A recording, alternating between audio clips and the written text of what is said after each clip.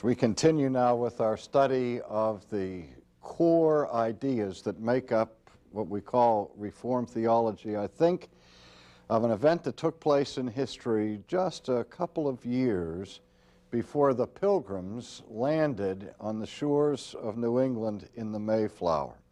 A controversy that spread throughout Europe and then around the world that had its roots in the Netherlands. It began in a theological faculty of a Dutch institution that was committed to Calvinistic theology. When some of the professors began to have second thoughts about issues relating to the doctrine of election and predestination and that sort of thing, and this theological controversy erupted, and as it spread across the country, it upset the church and it upset the theologians of the day until finally a synod was convened and issues were squared away and certain people were rejected in their views, among whom was a man by the name of Arminius. But the group who led this movement against Orthodox Reformed theology were called the Remonstrants. They were called the Remonstrants because they were remonstrating or protesting against certain doctrines within their own theological heritage. And there were basically 5 doctrines that were the core of the controversy. And what has happened as a result of this debate is that these 5 core theological issues became known in subsequent generations as the so-called 5 points of Calvinism. And they are known through the very popular acrostic TULIP, T-U-L-I-P,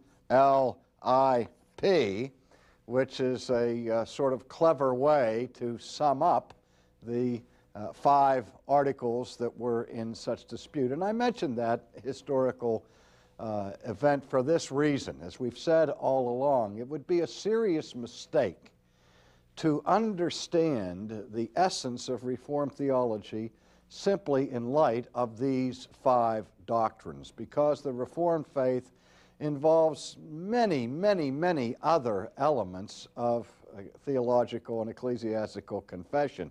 But these are the 5 controversial points of Reformed theology, and they're the ones that are popularly seen as being distinctive to this particular confession. So we're going to spend some time looking at the 5 points of Calvinism as they are spelled out in this acrostic.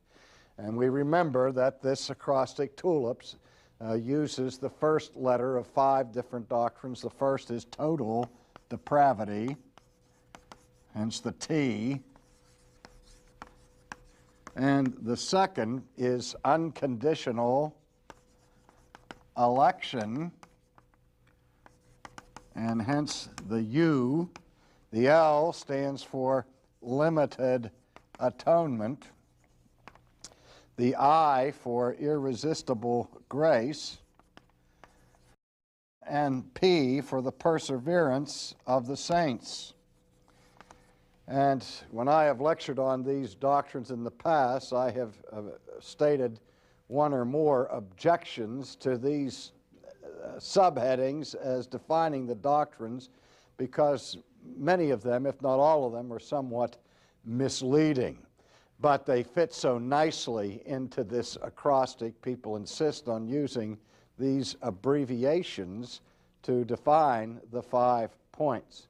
And so what we're going to do today is begin with a brief overview of the T of the TULIP, that which stands for total depravity. I remember many, many years ago I was teaching a course in theology at a college, and the students who were enrolled in the college did not come from a Reformed background by any means, and we were working through various doctrines, and I came to the doctrine of total depravity.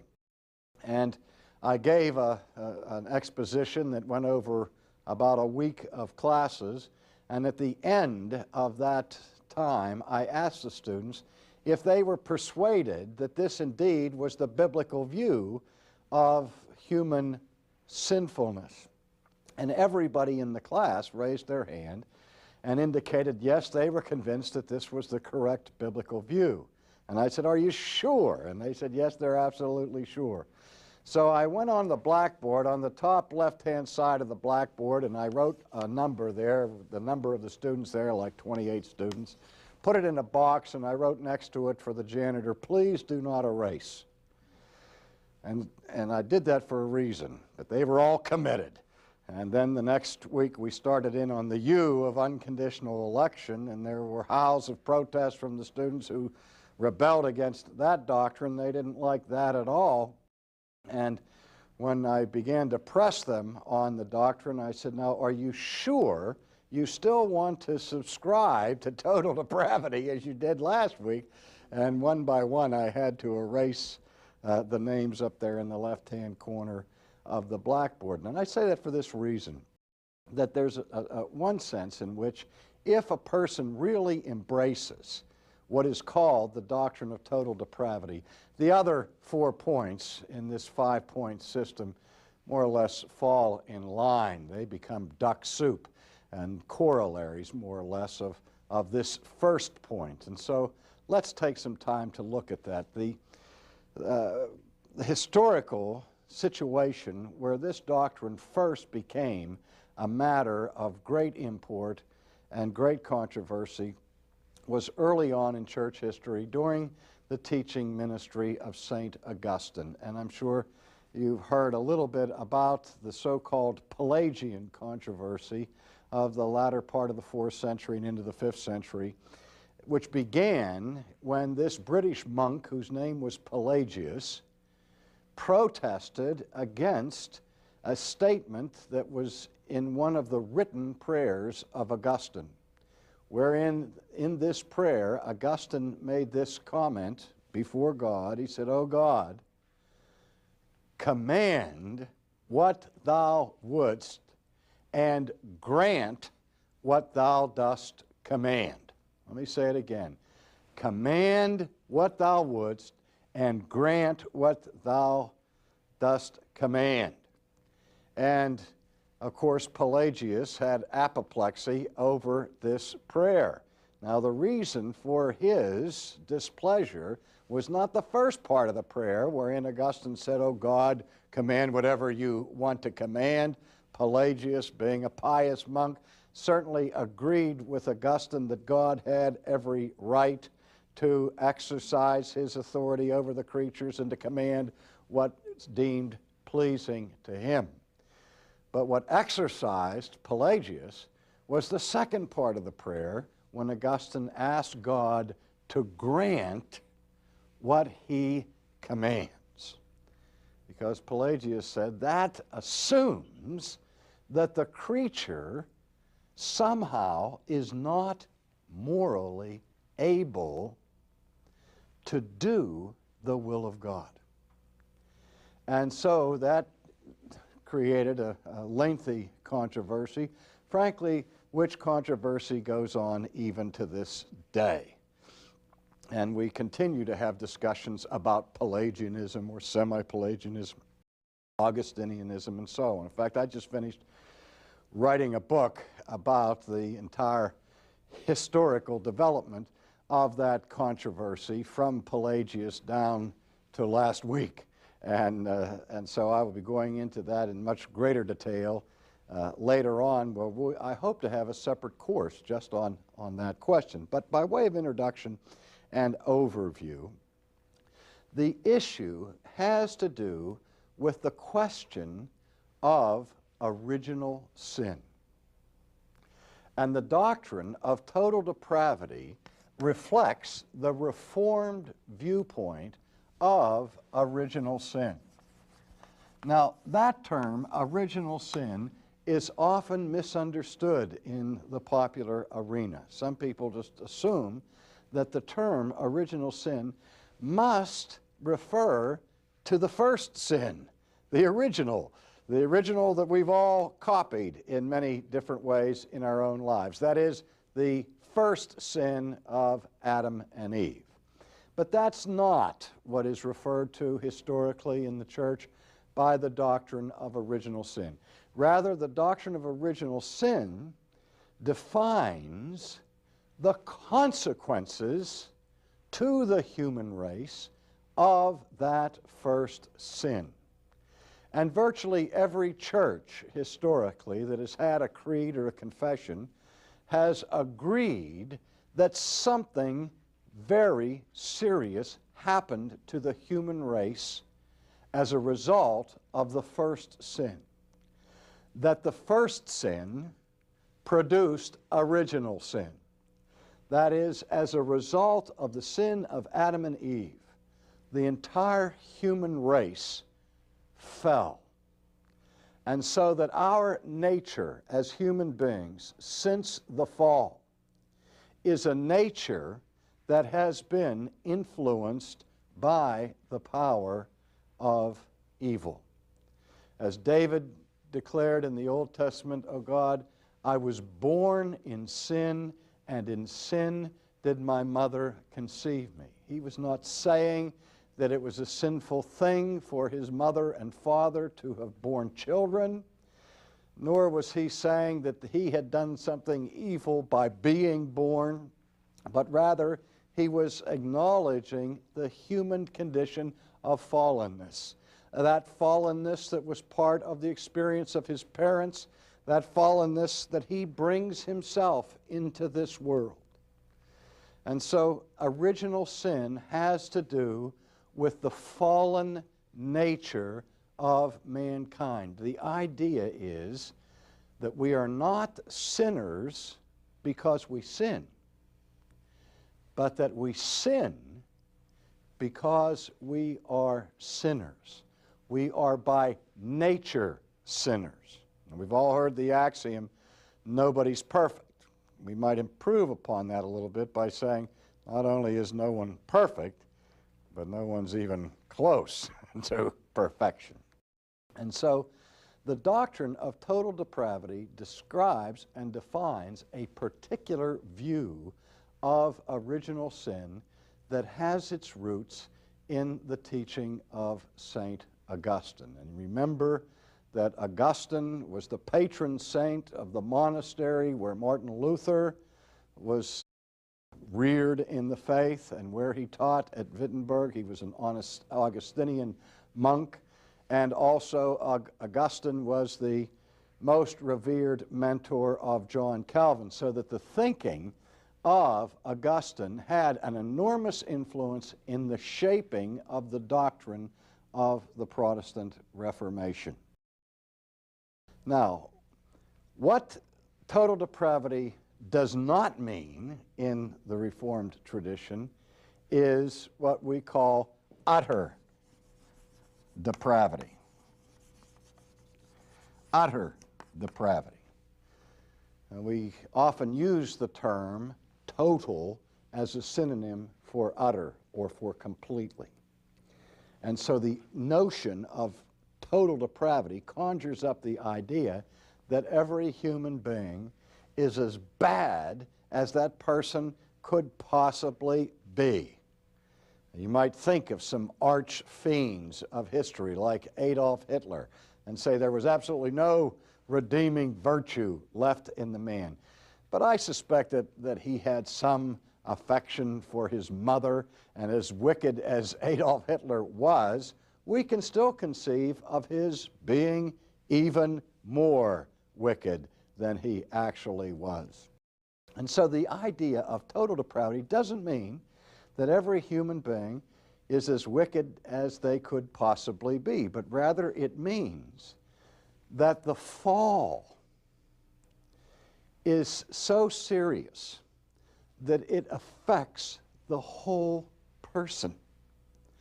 Our fallenness that captures and grips our human nature affects our bodies. That's why we become ill and we die. It affects our minds and our thinking. We still have the capacity to think, but the Bible speaks about the way in which the mind has become darkened and weakened.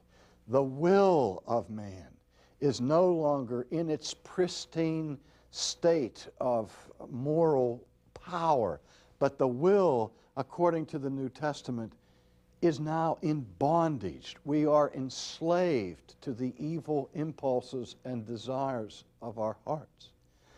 And so the mind, the will, the spirit, the whole person has been infected by the power of sin.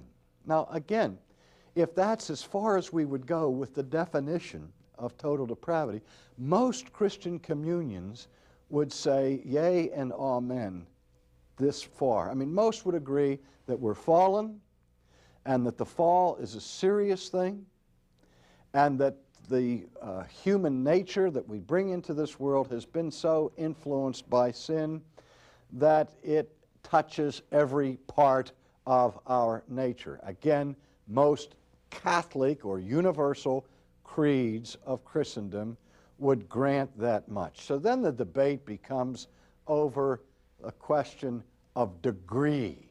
How far have we fallen? What is the degree of that human corruption? Now, I like to replace the term total depravity with my favorite designation, which is radical corruption. It's a concept that my friends find very easy to remember as they make their own acrostic for it. They just abbreviate radical corruption by the initials RC. They take great delight in the ease with which this facilitates their memory as they have a living model before them of radical corruption.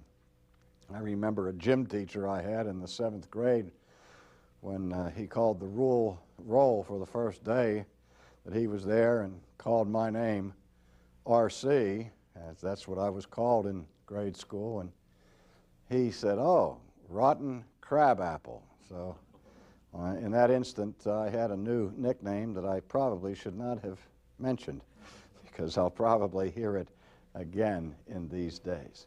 But the reason why we use this term, although it completely ruins our flower garden here, the tulip now becomes rulip, and nobody's going to remember that. But the reason I prefer this is because of the term radical. Now again, there's another one of those words that we use bandied about in various ways in our culture, particularly in the political arena, where we say somebody's on the radical left or on the radical right or so on. But the word radical, ironically, has its roots in the Latin word for root, which is the word radex, and it can be translated root or core. And the idea of the term radical is something that permeates to the core of a thing. It's not something that is tangential or superficial, namely lying on the surface, but it penetrates into the core of the thing. In a recent poll done of professing evangelicals, the overwhelming majority of people who answered particular questions in this poll indicated that they agreed with the statement that man is basically good. Now, usually that phrase, basically good, means that the basis or the essence of humanity or the core of a person is good. And though we recognize that no one's perfect and all are sinners and that we all are marred and blemished by various imperfections, the problem with sin in the idea that man is basically good is that sin then is seen as accidental or peripheral to human nature. And this, of course, is part of the optimistic view of mankind that is essential to historic humanism. The humanist acknowledges that there are problems, but basically what we need is more education, more government help, and we'll get better and better and better and erase those blemishes on the surface that produce crime and other forms of wickedness. And it seemed to me when I heard that poll that perhaps what is happening is that those who are professing evangelicals are taking their cue for the basic nature of fallen humanity from the culture rather than from the historic biblical view. The Reformed view says that the fall extends and penetrates to the core. The word that is used for core actually is a translation from the Latin word cor, which means what? Heart. That is, the idea is that our sin is something that comes from our hearts. And in biblical terms, that means from the core or very center of our existence. And so what is required for us to be conformed to the image of Christ is not simply some small adjustments or behavioral modifications, but nothing less than renovation from the inside, nothing less than regeneration, being made over again, being quickened by the power of the Spirit. And so we see that the only way in which a person can escape this radical situation is when the Holy Spirit changes the core, changes the heart. And even that change does not instantly vanquish sin. The complete elimination of sin awaits our glorification in heaven. Now we'll look at some more aspects of this doctrine in our next session.